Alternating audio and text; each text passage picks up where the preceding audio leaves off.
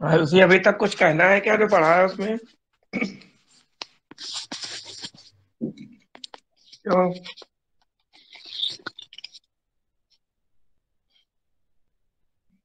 अभी तक के पढ़ाई में कुछ कहना है ऐसी?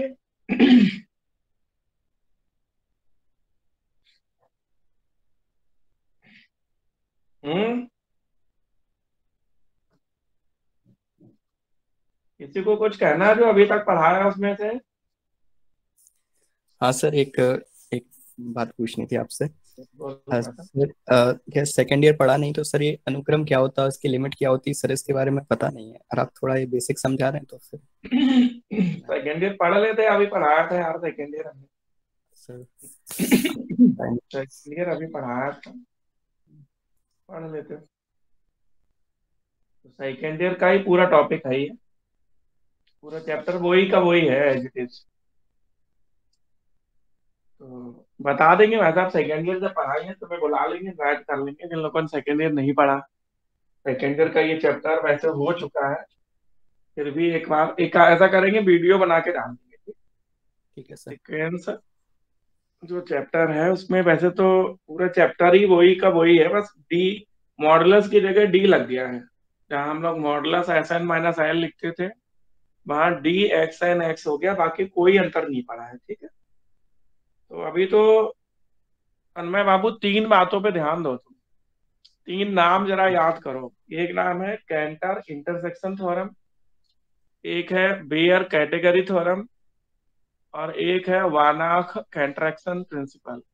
बोलो तन्मय, तीनों नाम याद हो गए? नहीं इस सर, यूनिट में ये कहा जाता है कि इन तीन में से एक जरूर आता है। ठीक है। तो वैसे तो बहुत बड़ी यूनिट है ये, लेकिन उस बड़ी से बड़ी यूनिट में तीन चीजें अगर आप धीरे धीरे पढ़ लो, महीने दो महीने तीन महीने में, तो यहाँ से एक थ्योरम आ जाएगी। ठीक है। और इधर से एक की गारंटी हो जाती है, उधर से जो हमने पढ़ा है क्वेश्चन, क्वेश्चनों में से भी बहुत चांस होते हैं कि एक क्वेश्चन आ जाए, क्योंकि चार आते हैं ना, चार में से दो करने हैं। और हमने जो ओपन स्फीयर ओपन सेट पढ़ा, क्लोज स्फीयर क्लोज सेट पढ़ा, और यूनियन इंटरसेक्शन पढ़ा, तो चार थ्योरम वहां पे भी बहुत सुंदर है। तो अब तीन बड़ी जरूर है थ्योरम, कठिन भी है, लेकिन तुम्हें धीरे धीरे दो दो तीन तीन दिन में एक एक थ्योरम पढ़नी है। ठीक है। तो अभी एक डेफिनेशन लिखो, कंप्लीट मैट्रिक स्पेस, पूर्ण दूरी समष्टि। तो एक डेफिनेशन लिखो, कंप्लीट मैट्रिक स्पेस पूर्ण दूरी समष्टि।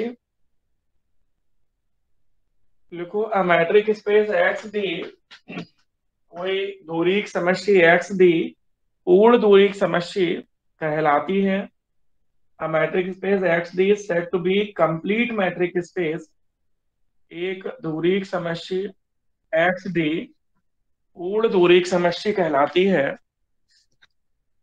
आयुषी पिछले टर्म पे हम लोगों ने पढ़ा था कि हर कन्वर्जेंट सीक्वेंस कॉसी होता है, पढ़ा था कि नहीं? लेकिन कॉसी सीक्वेंस का कन्वर्जेंट होना आवश्यक नहीं है। ठीक है। Yes sir.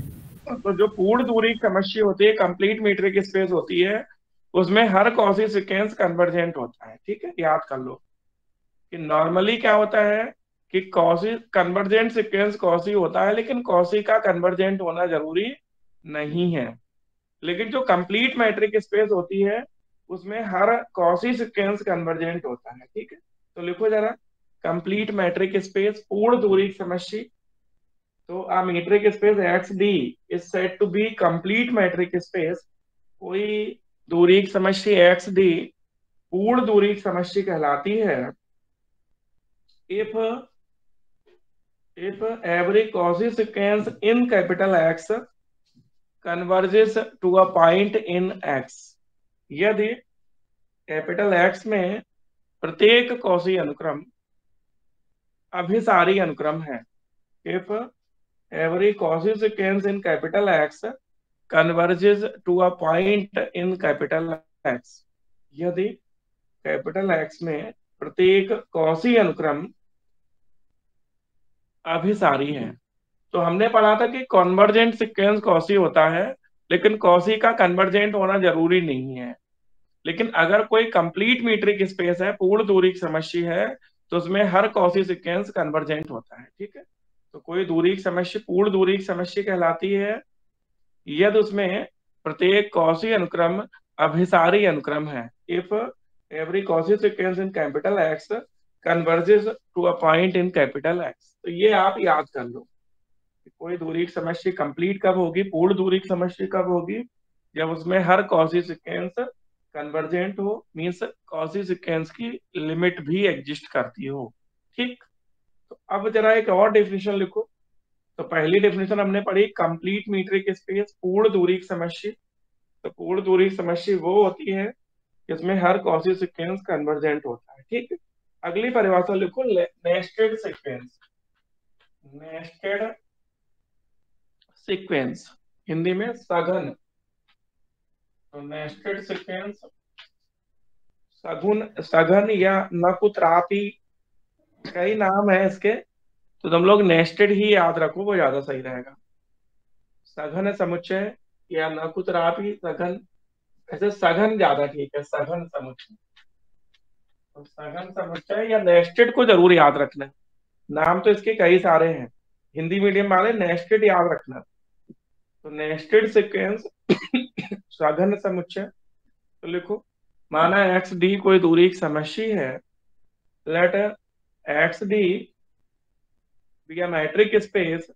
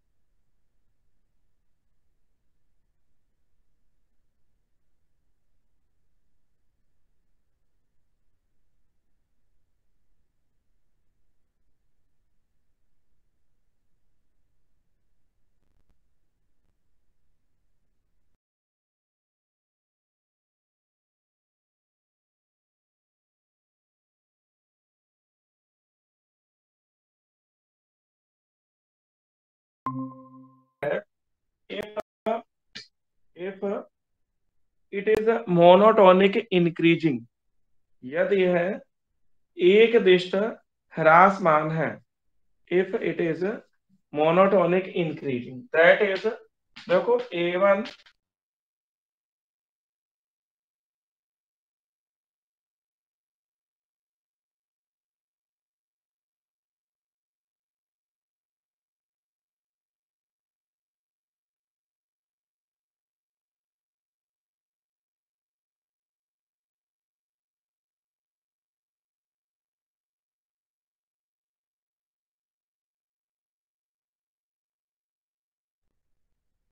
तो इतनी परिभाषाएं, मतलब दो परिभाषाएं आपने पढ़ी। तो कंप्लीट मैट्रिक स्पेस कब होता है, जब सीक्वेंस के सभी कॉसी सीक्वेंस कन्वर्जेंट हो, तो उसको कंप्लीट मैट्रिक स्पेस कहते हैं। और नेस्टेड तब होता है जब सीक्वेंस मोनोटोनिक डिक्रीजिंग हो जाए, एक दिष्ट ह्रासमान हो जाए। ठीक है, तो आयुषी ये तीन थ्योरम है, बहुत धीरे धीरे पढ़नी पड़ेंगी। एक पढ़ा रहे हैं कैंटर इंटरसेक्शन थ्योरम, एक है बेयर कैटेगरी थ्योरम, और एक है वानाख कैंट्रैक्शन प्रिंसिपल। तो पहले हम कैंटर से इंटरसेक्शन थ्योरम पढ़ा रहे हैं। ठीक है, तो लिखो जरा, state and prove Cantor's intersection theorem. तो कैंटर का सर्वनिष्ठ प्रमेय लिखो और सिद्ध करो। State and prove Cantor's intersection theorem. तो कैंटर का सर्वनिष्ठ प्रमेय या कैंटर इंटरसेक्शन थ्योरम लिखो और सिद्ध करो। State and prove Cantor's intersection theorem. तो इसका जो कथन है वो भी याद करना है, और प्रूफ प्रूफ भी याद करना है। तो लिखो, इफ एक्स डी या मैट्रिक स्पेस, यदि एक्स डी नहीं, कंप्लीट मैट्रिक स्पेस लेना है। If X D be a complete metric space. Complete का मतलब है कि अगर इसमें कोई कॉची सीक्वेंस होगा तो वो कन्वर्जेंट हो। तो यदि एक्स डी कोई पूर्ण दूरी समष्टि है, if X D be a complete metric space, यदि एक्स डी कोई पूर्ण दूरी समष्टि है, कर्ली ब्रैकेट में F N be a nested sequence, be a nested sequence of non-empty, FN be a nested sequence of non-empty closed subsets of capital X। तो यदि X D कोई पूर्ण दूरी की समष्टि है, एफ एन करली ब्रैकेट में एफ कैपिटल है, ध्यान रखना सेट हमेशा कैपिटल ही होता है। तो एफ एन करली ब्रैकेट में कैपिटल एक्स के उप समुच्चयों का, समृत उप समुच्चयों का लिखो। तो एफ एन कैपिटल एक्स के समृत उप समुच्चयों का अरिक्त सघन समुच्चय है। तो F N is nested sequence of non empty closed subsets of X. तो एफ एन कैपिटल एक्स के समृत उप समुच्चयों का अरिक्त सघन अनुक्रम है, लिखो समुच्चय मत लिखो, सघन अनुक्रम है। तो एफ एन कैपिटल एक्स के समृत उप समुच्चयों का अरिक्त सघन अनुक्रम है। तो नेस्टेड की हिंदी ध्यान रखनी है, लिख लिया। सघन इस प्रकार है, लिखो। तो एफ एन कैपिटल एक्स के समृत उप समुच्चयों का अरिक्त सघन अनुक्रम इस प्रकार है। तो capital F N be a nested sequence of non-empty closed subset of capital X such that, इस प्रकार है कि इसकी जो डायमीटर है डेल्टा एफ एन वो 0 की ओर होगी अगर S N tends to infinity. तो डेल्टा एफ एन आयुसी क्या होता है, डायमीटर। तो delta F N tends to 0 जब एन टेंड्स टू इन्फिनिटी। तो जो एफ एन है ये ऐसा सीक्वेंस है कि इसकी diameter delta F N tends to 0 जब एन टेंड्स टू इन्फिनिटी। ठीक है। अब देन इसके इंटरसेक्शन में केवल एक पॉइंट होता है, then intersection F N N equal to 1 से इंफिनिटी नॉट इक्वल टू 5, मतलब ये अरिक्त नहीं होगा, एंड कंटेन्स एग्जैक्टली 1 पॉइंट, तथा एंड कंटेन्स एग्जैक्टली 1 पॉइंट, तथा ठीक एक बिंदु होता है। उसमें कितने बिंदु होते हैं, जो इंटरसेक्शन एफ एन वो अरिक्त है, नॉट इक्वल टू 5 है, तथा उसमें ठीक एक बिंदु होता है, and contains exactly N points, और ठीक एक बिंदु रखता है। तो ये एग्जैक्टली एन पॉइंट्स रखता है। सर एन पॉइंट रखता है या 1 पॉइंट रखता है, क्या 1 लिखा पॉइंट, है? 1 contains exactly 1 point, exactly 1 point, ये तथा ठीक एक बिंदु रखता है। मतलब जो इंटरसेक्शन है वो अरिक्त तो होगा लेकिन उसमें एक ही पॉइंट होगा, मतलब जो उनके इंटरसेक्शन में जो कॉमन पॉइंट है वो एक ही होगा। तो अंशिता एक बार पूरा स्टेटमेंट पढ़ दो जिससे और लोग भी मैच कर लें, क्योंकि ये थोड़ा में 3 है, बहुत कठिन है, बहुत बड़ी है और अलग है। बोलो। ये सर सर बोलो। If X D be a complete metric space Fn be a nested sequence of non-empty closed subsets of X such that delta Fn tends to 0 as n tends to infinity, then intersection from n is equal to 1 to infinity Fn is not equal to pi and contains exactly 1 point। Hindi में हम बोल देते हैं, यदि X D कोई पूर्ण दूरी की समष्टि है तथा करली ब्रैकेट में एफ एन में एफ कैपिटल है, कैपिटल एक्स के समृत उप समुच्चयों का अरिक्त सघन अनुक्रम इस प्रकार है कि delta F N tends to 0 जब एन टेंड्स टू इन्फिनिटी, तब intersection F N not equal to 5 तथा ठीक एक बिंदु रखता है, एंड कंटेन्स एग्जैक्टली 1 पॉइंट। ठीक। तो इसमें अंशतः जब हम प्रूफ करेंगे तो इफ की जगह तो लेट लिख देंगे और यहां तक लिख लेंगे, ठीक है। तो लिखो यस जरा सर। प्रूफ। प्रूफ लिखो। और प्रूफ में जहाँ इफ लिखा है वहां तो लेट लिख लो। माना माना एक्स डी कोई पूर्ण दूरी की समस्या है, करली ब्रैकेट में एफ एन कैपिटल एक्स के समृत उप समुच्चयों का अरिक्त नेस्टेड सीक्वेंस इस प्रकार है कि delta F N tends to zero जब एन टेंड्स टू इंफिनिटी।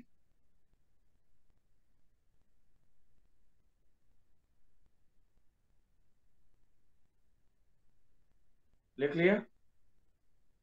तो इतना हमें लेके चलना है, ठीक। अब देखो जो एफ एन है ये कैसा है, नॉन एम्प्टी। तो जो नॉन एम्प्टी होता है उसमें कोई ना कोई पॉइंट तो होता है। तो हम मान लेते हैं कि एफ एन में एक पॉइंट एक्स एन है, ठीक। क्या मान लेते हैं अंशिता कि एफ एन जो है वो नॉन एम्प्टी है, रिक्त है। तो एफ यस एन सर। जो है कैपिटल एक्स के समृत उप समुच्चयों का रिक्त समुच्चय है। तो इसका मतलब ये कैसा है, नॉन एम्प्टी है।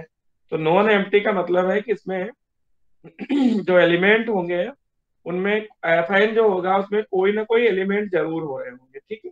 तो माना करके पूरा टीप लो यहाँ तक कि delta F N tends to zero जब एन टेंड्स टू इन्फिनिटी। और देखो एफ एन कैसा, यस सर, अरिक्त लिख है। लिया। तो लिखो सेंस ईच एफ एन, क्योंकि प्रत्येक एफ एन अरिक्त है। Each F N N going to capital M is non empty, क्योंकि प्रत्येक F N N going to capital N अरिक्त है। Therefore, letter xn belongs to fn, क्योंकि fn प्रत्येक fn n belongs to capital n अरिक्त है। अतः माना xn belongs to fn तथा माना xn belongs to fn, ठीक है। अब अपन क्या करने वाले हैं अंशिता इसमें कि हम ये दिखाएंगे पहले कि जो xn है वो कौसी सीक्वेंस है। और आपने लिखा हुआ है कि एक्स जो है कैपिटल एक्स कंप्लीट है। तो कंप्लीट मैट्रिक स्पेस वो होती है जिसमें हर कौशी सीक्वेंस क्या करता है, सर कन्वर्ज करता है। कन्वर्जेंट करता है, ठीक है। तो हम ये दिखाएंगे सबसे पहले कि एक्स एन जो है वो कौशी सीक्वेंस, ठीक है। Yes sir. तो कौशी सीक्वेंस कब मान लोगी तुम कि ये कौशी सीक्वेंस है, सर उसकी डेफिनेशन याद लिमिट है? एग्जिस्ट करेगी। नहीं, कौशी सीक्वेंस लिमिट थोड़ी होती है। कौशी अच्छा हाँ। सीक्वेंस वो होता है जिसमें D X N X M less than epsilon आ जाए, याद है। यस सर याद है। हम क्या हाँ दिखाएंगे, गॉट हम दिखाएंगे D X N X M less than epsilon. तो D X N X M जो है वो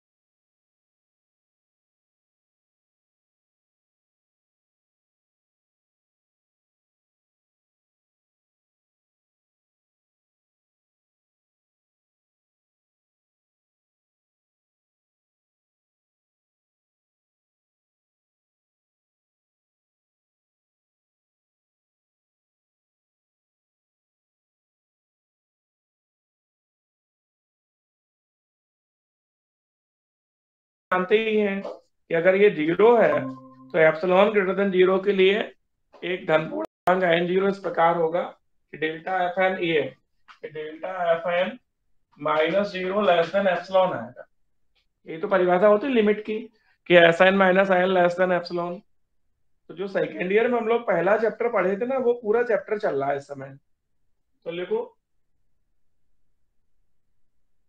तब देन बाय डेफिनेशन, तब परिभाषा से, किसकी परिभाषा, लिमिट की। तो then by definition for epsilon greater than 0 there exist a positive integer n0।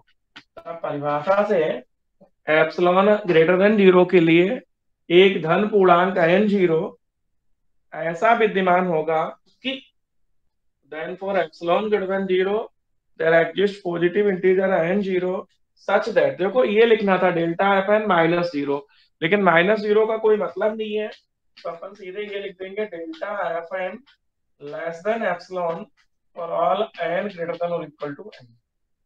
तो आज उसे याद है modulus S N minus L less than epsilon होता था, जबकि n ग्रेटर देन और equal to n0। Yes sir.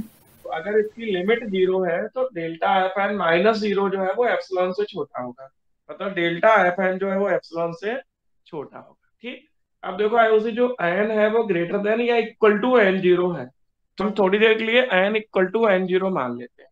तो लिखो इन पर्टिकुलर, विशेष स्थिति में, in particular let n equal to n0, विशेष स्थिति में हम मान लेते हैं कि n इक्वल टू n0। तो जहां n छपा है थोड़ी देर के लिए वह n0 लिख लो, तो क्या हो जाएगा बताओ। Then delta F N 0 less than epsilon हो जाएगा। तो delta F N 0 less than epsilon हो जाएगा, क्योंकि n इक्वल टू n0 मानोगे तो यहाँ इक्वल टू लग जाएगा, तो यहाँ delta F N 0 less than epsilon. एक नंबर अब हमें ये दिखाना है कि D X N X M less than epsilon, मतलब दो अलग अलग संख्याएं लेनी, एक अहम ले लेते हैं, एक एन ले लेते हैं। ठीक है, तो पैरा चेंज करके लिखो। नाउ सपोज, अब माना, now suppose M greater than और equal to n0, N greater than और इक्वल टू n।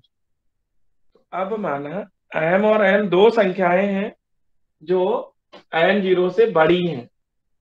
आयुषी जो एफ एन है ये डिक्रीजिंग सीक्वेंस है। नेस्टेड की डिफिनेशन आपने पढ़ी है कि नेस्टेड हमेशा डिक्रीजिंग होता है।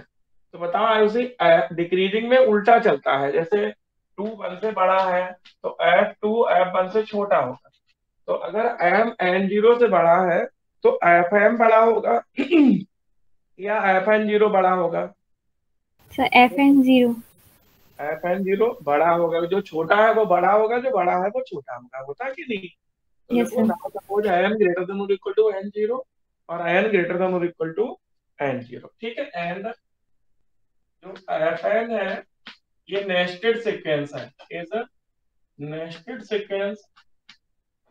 इसको हिंदी कई होती है, कुछ लोग इसको समावेशी भी लिखते हैं, कुछ लोग सघन भी लिखते हैं। तो आप कुछ भी हिंदी मत करना, इंग्लिश में ज्यादा ध्यान देना है, नेस्टेड। ठीक है, तो तथा एफ एन समावेशी अनुक्रम है या नेस्टेड है या सघन है। ठीक है, तो एफ एन जो है वो नेस्टेड सीक्वेंस है, तो इसका मतलब जो एफ एम है वो छोटा होगा एफ एन 0 से, और एफ एन है वो भी छोटा होगा एफ एन 0। तो F M subset of F N 0 and F N जो है वो भी सबसेट होगा एफ एन 0।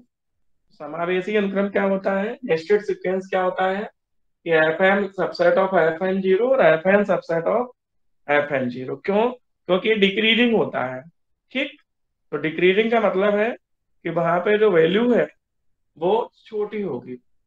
अब देखो आयुषी जी कि अगर यहाँ पे एफ एम और एफ एन का कोई एलिमेंट हम लेंगे, तो जो एलिमेंट कोई भी लेंगे तो वो अपनी डायमीटर से, उनकी जो डिस्टेंस है वो अपनी डायमीटर से बड़ी नहीं होती, क्योंकि डायमीटर सबसे बड़ी होती है। तो अगर हम दो एलिमेंट ले लें, एक ले लें इसका और एक ले लें इसका, ठीक है, तो now X M belongs to F M and X N belongs to F M. तो अगर हम एक्स एम एफ एम में ले लें और एक्स एन एफ एन में ले लें, तो देखो एफ एन जीरो दोनों से बड़ा है, तो इसका मतलब ये होगा कि X M comma X N जो है वो एफ एन जीरो में। अभी से ये समझाओ क्यों होगा ऐसा।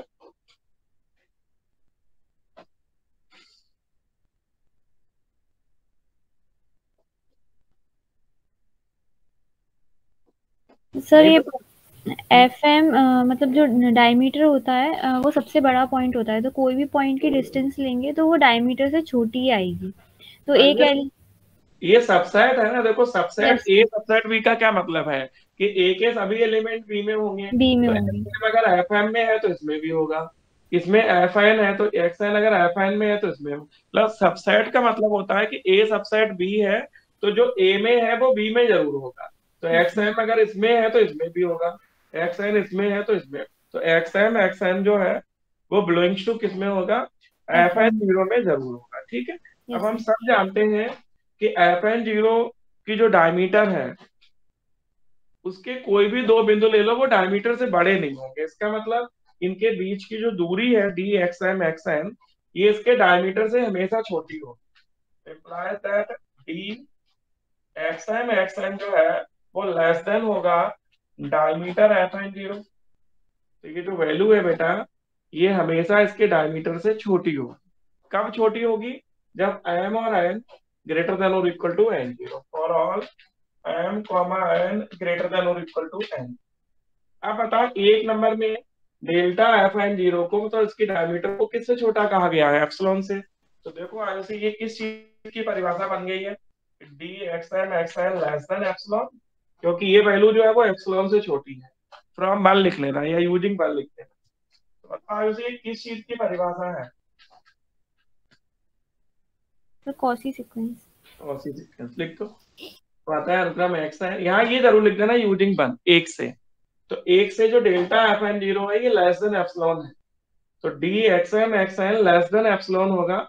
और अगर आपने कॉसी सीक्वेंस की डिफिनेशन पढ़ी हुई है तो हम नीचे लिख देंगे, कहता है अनुक्रम एक्स एन कॉसी अनुक्रम है। implies that sequence xn is a Cauchy sequence। अतः अनुक्रम xn एक कॉसी अनुक्रम है। ठीक। तो हमें यही तो दिखाना था कि अनुक्रम xn कॉसी अनुक्रम है, हो गया। अब बताओ इसे, अगर x D complete metric space है तो हर कॉसी सीक्वेंस कैसा होगा, कन्वर्जेंट। तो इसका मतलब सीक्वेंस एक्स एन की कोई ना कोई लिमिट जरूर होगी। Yes sir. ठीक, तो लिखो नीचे। तो आता है अनुक्रम एक्स एन कॉसी अनुक्रम है, क्योंकि since capital x is a complete metric space, क्योंकि कैपिटल एक्स पूर्ण दूरी की समुच्चय है, therefore every Cauchy sequence is convergent। तो चूंकि एक्स डी या कैपिटल एक्स एक पूर्ण दूरी की समुच्चय है, अतः इसमें प्रत्येक कॉसी अनुक्रम अतः इसमें प्रत्येक कॉसी अनुक्रम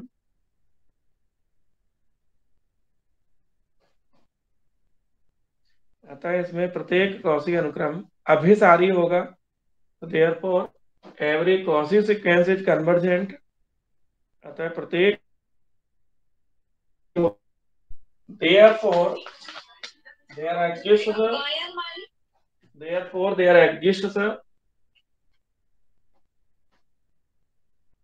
हेलो गुड मॉर्निंग सर, बताओ।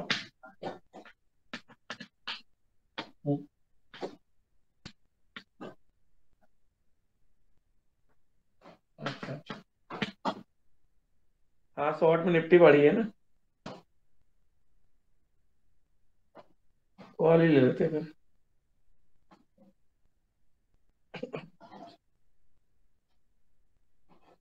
आज का या अगले उसका, अगले अगले एक्सपायरी का। अच्छा ठीक है ठीक है, अभी क्लास ले रहे बात कर। तो क्या लिखा लाल मेरे यहाँ पे, बोलो क्या। Therefore there exists small belongs to capital X such that limit n tends to infinity xn equals to x. हाँ, तो xn की लिमिट एग्जिस्ट करेगी। क्यों करेगी? क्योंकि हर Cauchy sequence complete metric space में हर कॉची सीक्वेंस कन्वर्जेंट होता है। तो xn अगर कॉची है तो कन्वर्जेंट होगा तो उसकी लिमिट एग्जिस्ट करेगी। ठीक है, अब हमें दिखाना था सर इसके बाद क्या है सर? Therefore there exist. नहीं कुछ नहीं है, जो लिखा वही है। ये therefore there exist x belongs to capital X such that limit xn equal to x आता है। एक बिंदु x बिलोंग्स टू x इस प्रकार होगा कि limit xn equal to x। तो बस कॉन्सेप्ट इतना है सिद्धार्थ बाबू कि अगर कोई सीक्वेंस कॉसी है, complete sequence, complete metric space है, तो उसमें हर कॉसी सीक्वेंस की लिमिट एग्जिस्ट है। तो xn अगर कॉसी है और x भी कंप्लीट मैट्रिक स्पेस है तो उसकी लिमिट एग्जिस्ट करेगी। इतनी सी बात है। ठीक है, अब हमें ये दिखाना है कि जो इंटरसेक्शन fn है उसमें एग्जैक्टली एक पॉइंट होता है। ठीक है, एग्जैक्टली कितने पॉइंट होते हैं आयुषी?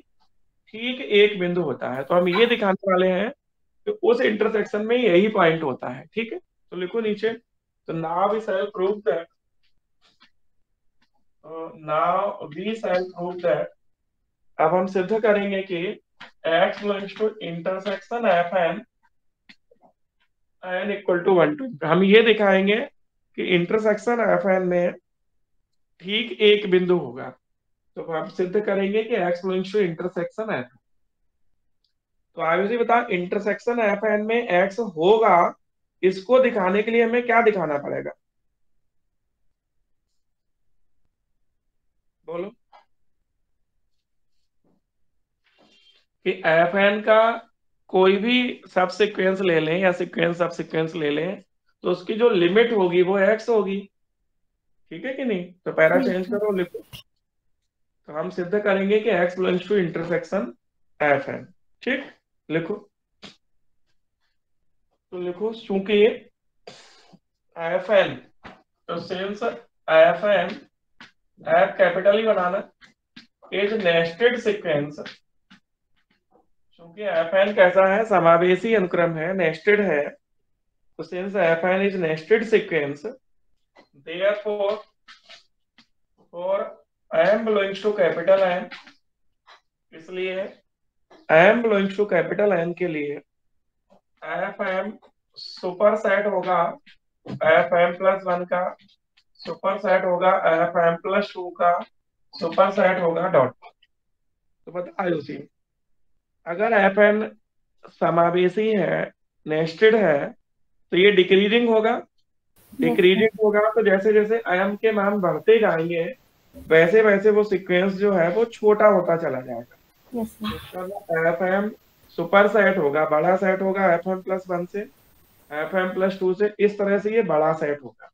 तो इनमें आयुषी सबसे बड़ा कौन है ये बता। बोलो, इनमें जो सबसे बड़ा सेट है वो कौन है? fm प्लस 1 fm प्लस 2, इनमें सबसे बड़ा कौन है? fm है। तो अगर इसमें हम सीक्वेंस xm लें, इसमें xm प्लस 1 लें, इसमें xm, इसमें xm प्लस 1, इसमें xm प्लस 2 डॉट डॉट, ऐसे एक एक करके इनमें सीक्वेंस अगर हम ले लें तो ऐसा कौन सा सेट होगा जो इन सबको रखता होगा? बताओ। Sir FM।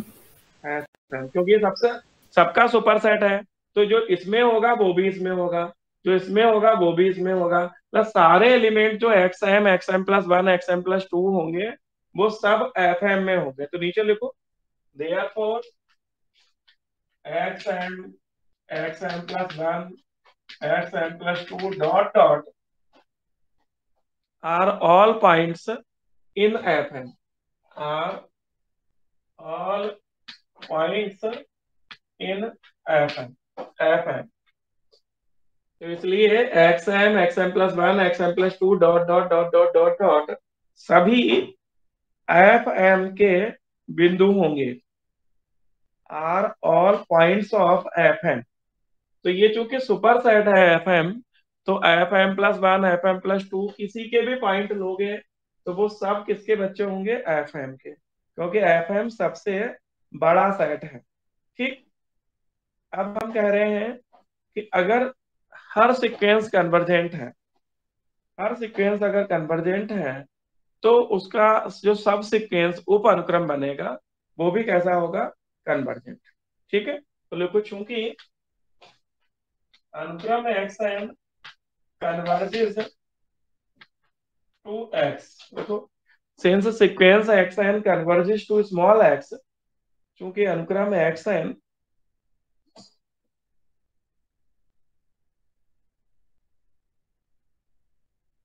क्योंकि अनुक्रम एक्स एन एक्स को अभिसरित करता है, therefore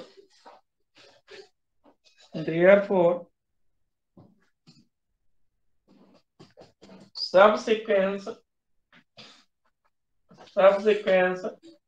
x M minus one plus K, और यहाँ के कितना है?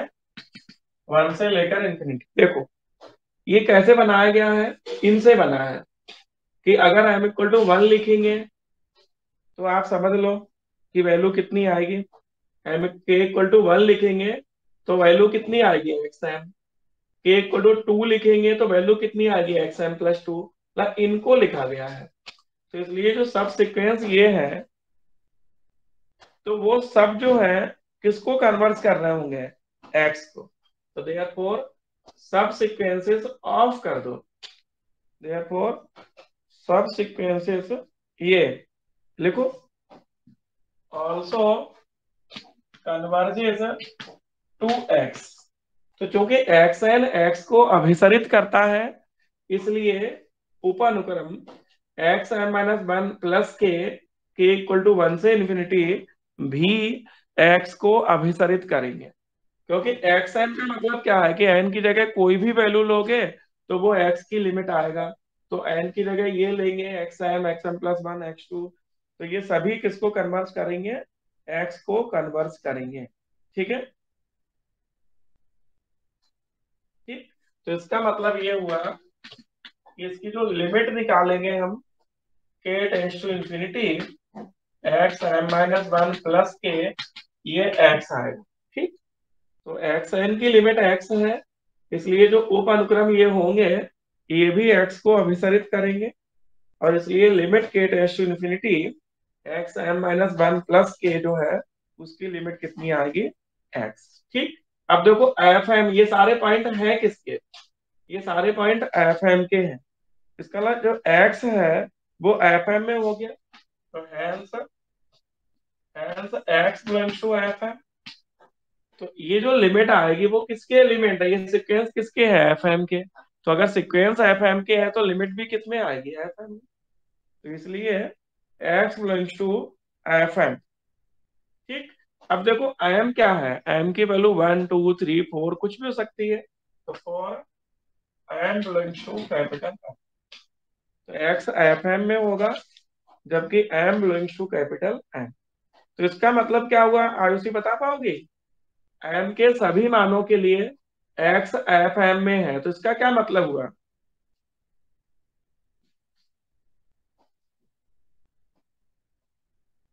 आयुषी, एक्स अगर एम के सभी मानों के लिए एफ एम में है तो इसका क्या मतलब हुआ?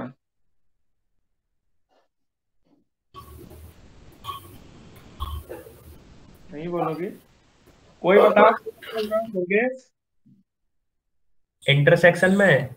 बिल्कुल, क्योंकि जो सब में होता है वो इंटरसेक्शन में होता है, तो एक्स सभी में है, एम के सभी मानों के लिए है। तो अगर एक्स सभी मानों के लिए है इसका मतलब जो एक्स है उनके इंटरसेक्शन में है, लिख दो। तो implies that X belongs to intersection F N, N equal to 1 to infinity. तो एन लिखो चाहे एम लिखो, उससे कोई फर्क नहीं, ये सब 1 2 3 4 डॉट डॉट तक है। अब दुर्गेश थ्योरम खत्म इसलिए नहीं हुई है तो उसमें लास्ट में ये भी लिखा था कि इसमें ठीक एक बिंदु होगा। तो अगर एक्स इंटरसेक्शन में है तो ये तो तय हो गया कि ये जो इंटरसेक्शन है वो अरिक्त है, नॉट इक्वल टू फाई है। लेकिन तुम्हें ये भी तो दिखाना कि इसमें केवल एक ही पॉइंट होगा, एक से ज्यादा पॉइंट हो ही नहीं सकते हैं। तो अब हमें ये दिखाना पड़ेगा कि इंटरसेक्शन में एक मात्र पॉइंट होगा x, उसके अलावा कोई पॉइंट नहीं होगा। तो पहला चेंज कर लो और लिखो now we shall prove that. Sir ये एफ एम है ना? एफ एन लिखो चाहे एम, भाई साहब जो एम है वो भी 1 से लेकर इंफिनिटी तक है और एन भी है, तो उससे कोई फर्क नहीं पड़ना, चाहे कुछ भी लिखो। 1 से इंफिनिटी वैल्यू है, F1 intersection F2 intersection F3 है, तो एम लिखो चाहे एन लिखो चाहे के लिखो चाहे कुछ भी लिखो, उससे कोई फर्क नहीं पड़ता। तो अभी तुमने एन लिखा, एन इक्वल टू 1 से, एम और एन में कोई अंतर नहीं है, सभी नेचुरल नंबर है, 1 2 3 डॉट डॉट। तो शांत अब क्या दिखाने वाले हो कि इंटरसेक्शन में केवल कितने एलिमेंट हो सकते हैं? एक ही सर। तो लिखो, तो now we shall prove that intersection f and n equal to 1 to infinity contains no other point except small x। तो अब हम सिद्ध करेंगे कि इंटरसेक्शन एफ एन x के अतिरिक्त, स्मॉल x के अतिरिक्त कोई बिंदु नहीं रखता है। Now we shall prove that intersection f and n equal to 1 to infinity contains no point other than x। तो हम सिद्ध करेंगे कि intersection F N small X के अतिरिक्त कोई बिंदु नहीं रखता है। तो इंटरसेक्शन एफ एन में एक्स के अलावा कोई पॉइंट नहीं होगा, ये हम प्रूफ करने वाले हैं। तो आयुषी ऐसा कभी पहली बार नहीं कर रहे दुर्गेश, हम लोग पहले बहुत बार ऐसा कर चुके हैं। तो बता दुर्गेश, उस समय हम क्या करते थे जब हमें ये दिखाना पड़ता था कि इसमें केवल एक ही एलिमेंट है, तो क्या करते थे बताओ? तो मान लेंगे कि इसमें दूसरा पॉइंट और उसे गलत लिखा। ये मान लेंगे कि एक पॉइंट इसमें y भी है, ठीक है, और फिर ये दिखा देंगे कि y जो है वो x से डिफर नहीं हो सकता है, y x से भिन्न नहीं हो सकता है। तो पहला चेंज करो और लिखो बिलो, क्या कहते हैं हिंदी में, यदि संभव हो तो मान लो कि suppose if possible there exist y belongs to capital X, y not equal to x and y belongs to intersection F N. तो हमने एक पॉइंट y मान लिया जो x के बराबर नहीं है फिर भी इंटरसेक्शन में है, ठीक है। Suppose if possible y belongs to capital X इस प्रकार है कि y not equal to x and y belongs to intersection F है, ठीक। अब बताओ शांत, अगर x not equal to y है तो जो डिस्टेंस होगी x और y की वो हमेशा पॉजिटिव होगी या निगेटिव होगी या जीरो होगी? क्या sir? y not equal to x है तो जो dxy या dyx है ये डिस्टेंस कैसी होगी? निगेटिव होगी, पॉजिटिव होगी, जीरो होगी, कैसी होगी? Positive sir. हमेशा पॉजिटिव होगी, क्योंकि डिस्टेंस जीरो तब होती है जब x इक्वल टू y हो, निगेटिव तो कभी होती ही नहीं है। हाँ। अगर y not equal to x है तो ये जो डिस्टेंस है ये ग्रेटर देन जीरो होगी, ठीक है। इस डिस्टेंस को हम डेल्टा मान लेते हैं, माना delta equal to dy(x) greater than zero, ठीक। कोई दिक्कत नहीं। अब क्वेश्चन में क्या दे रखा है कि डायमीटर एफ एन कितनी है, बताओ नाम क्या दे रखा है? तो same delta F N, limit F N zero, F N जो है डेल्टा एफ एन वो कितनी है बताओ, याद है? Zero. Limit N tends to infinity diameter या डेल्टा कुछ भी लिख लेना, या तो डेल्टा एफ एन लिख लेना या डायमीटर एफ एन, क्या लिखना था? डेल्टा या डायमीटर आपके हिसाब से कुछ भी लिख लो, चाहे ऐसे लिख लो डेल्टा एफ एन, चाहे लिख लो डायमीटर, एक ही चीज है। तो डायमीटर इसलिए लिखा है तो डेल्टा अपन ने यहाँ माना है, तो डायमीटर एफ एन जो है वो कितनी है? जीरो। तो अब बताओ भाई साहब कि डायमीटर अगर जीरो की ओर चल रही है तो डेल्टा ग्रेटर देन जीरो के लिए एक धन पूर्णांक कोई भी मान लेना, एम मान लेना, इस प्रकार होगा कि ये जो वैल्यू है वो less than Q, less than delta. तो लिखो therefore for delta greater than zero there exist a positive integer. परिभाषाएं अगर याद नहीं होंगी तो दिक्कत होगी, नहीं तो बिल्कुल अच्छा लगेगा।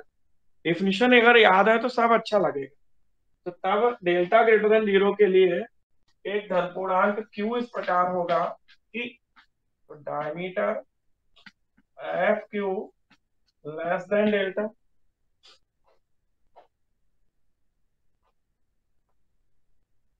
तो इसलिए डेल्टा ग्रेटर देन 0 के लिए एक धन पूर्णांक Q इस प्रकार होगा कि diameter F Q less than delta.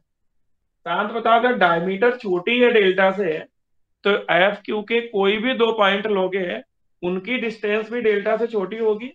हाँ देन लिखो, then every X Y belongs to F Q, तब प्रत्येक X Y belongs to F Q के लिए डी एक्स वाई या डी वाई एक्स जो है वो किससे छोटा होगा Shant? Less than delta, less than diameter, diameter, less than diameter, diameter F Q. तो कोई भी बिंदु अगर उसके लेंगे हम तो उनके बीच की दूरी डायमीटर से छोटी होगी, लेस देन डायमीटर होगी। ठीक है, इसमें लेस देन इक्वल टू भी लगा दो, क्यों? क्योंकि हो सकता है वो वही डायमीटर वाले ही पॉइंट हो, तो इक्वल टू भी लगा दो। तो डायमीटर जो है वो एक स्थिति में अगर वही पॉइंट आ गए तो इक्वल टू हो जाएगी, नहीं तो हमेशा D Y X less than होगा। तो D Y X less than होगा डायमीटर एफ क्यू। अब देखो डायमीटर एफ क्यू खुद किससे छोटा है? डेल्टा से। तो बता शांत, डी वाई एक्स किससे छोटा हो गया? डेल्टा से। डेल्टा। इसका मतलब डी वाई एक्स जो है वो लेस देन डेल्टा हो गया। और हमने देखो डेल्टा कितना माना था शांत, देखो जरा। Greater than 0। नहीं, डेल्टा को माना कितना था ये तो देखो। डेल्टा को क्या माना था? डी बाई एक्स है, बराबर माना था डी बाई एक्स के। हाँ, तो इसका मतलब डी वाई एक्स जो है वो less than D Y X आ गया, क्योंकि डेल्टा इक्वल टू यही माना था हमने, डी वाई एक्स। तो क्या ये पॉसिबल है कि कोई दूरी खुद से ही छोटी हो जाए या कोई संख्या खुद से छोटी हो जाए? नहीं, तो ये क्या हो गया?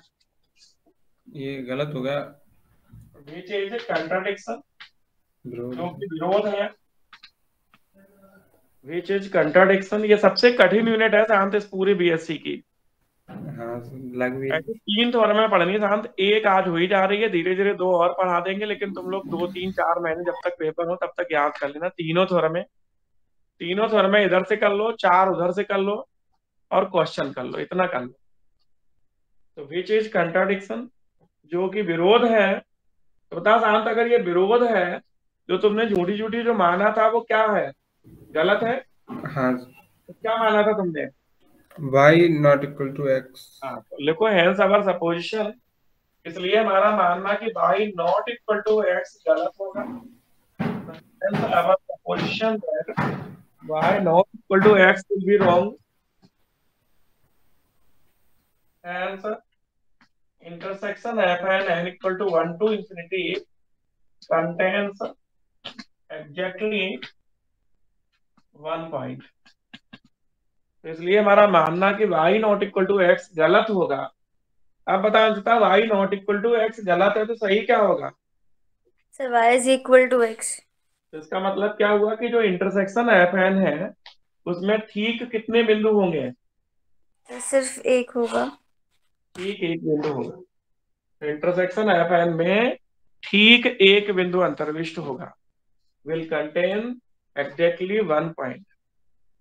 तो 3 बड़ी बड़ी थ्योरम अंशता है, तो एक एक करके पढ़ाएं, एक कल पढ़ा देंगे, एक परसों पढ़ा देंगे, ठीक है? Yes sir. कल हम कोशिश करेंगे अंशता दोपहर में पढ़ाने की। अगर तुम्हें कहीं जाना तो नहीं सीसी वगैरह में? सर अभी तो कहीं नहीं जाना। तो कल कोशिश करते हैं दोपहर में 1:30 से 2:30 या 2 से 3। Yes sir. तो 3 सर थ्योरम कल प्रैक्टिकल है कॉलेज में। सर प्रैक्टिकल है कल कॉलेज में है। हाँ सर। तुम आ गई है उसका? Yes sir. हम तो सोच रहे थे तुम वही में नहीं रहोगे, सुपर में नहीं ऐसे ही नहीं पीएससी सर, हो जाएगी तुम्हारी। नहीं सर। तो चलो ठीक है, कोई बात यस नहीं सर। है, देख लेंगे। अच्छा, कल रात की क्या स्थिति है? नहीं सर, रात को तो फ्री हैं, आप ले लेना क्लास।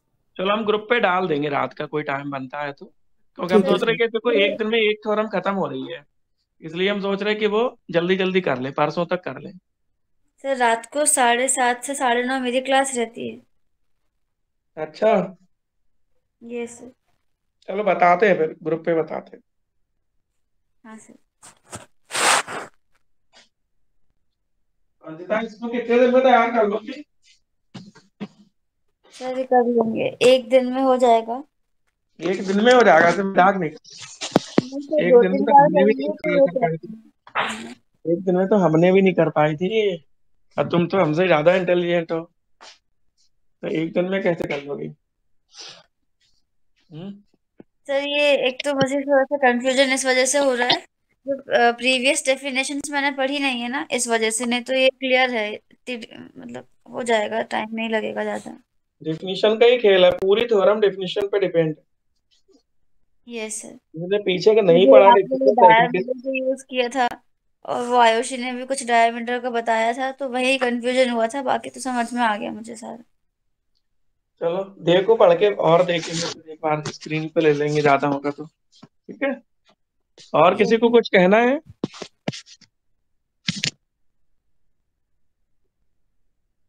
बोलो साहिल, यस सर। कुछ कहना है? नहीं सर। कहने लायक छोड़ा कहाँ है। हम्म क्या सर करे, आप कहना समझ है गए, कि आप टर्म के लिए, इस टर्म के लिए 1-2 महीने क्यों दिए थे याद करने के लिए? समझ गए? 2-3 महीने में 3 थ्योरम याद कर पाओगे? तीनों ऐसे ही हैं। दिमाग गर्म हो जाता है साहिल इसको पढ़ाते पढ़ाते हैं, और तुम लोगों को भी यस सर। टाइम लगेगा। पता ही है बात।